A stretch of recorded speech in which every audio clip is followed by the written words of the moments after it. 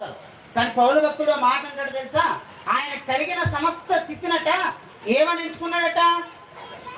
పెంట అన్నాడట. పెంట పెంట పెంట పెంట అంటే దాని అర్థం ఏంటి? పెంటని ఎవరైనా ఇష్టపడతారా? పెంటని ఎవరైనా దాచుకుని పోగేసుకుని కుప్పగొచ్చుకుంటారా? చేయలేక పెంట ఎక్కడ పడేస్తారు? ఎక్కడో ఊరి చివరిన పెంట పడేస్తారు. ఆ దేంతో పోల్చాడు భక్తుడు? తన ధన సంపదనంతా కూడా, తన స్థితిగతులన్నింటిని కూడా పెంటతో పోల్చాడు. తనకు కలిగిన పేరైనా, ప్రఖ్యాతైన, స్థితి అయినా, ఆస్తి అయినా, మేడైనా, మిద్దైనా, పొలమైనా, ఏదైనా సరే ప్రతి దానిని కూడా చెప్పండి, ఈ లోకంలో విలువైన ప్రతి దానిని కూడా భక్తులైన వారు పెంటతో పోల్చారు.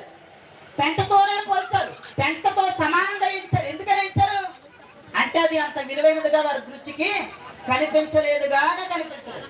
కానీ చాలా మంది పెంటను చూసుకుని మురిసిపోయే వాళ్ళు ఉన్నారు. నమ్ముతారా? చెప్పాలి.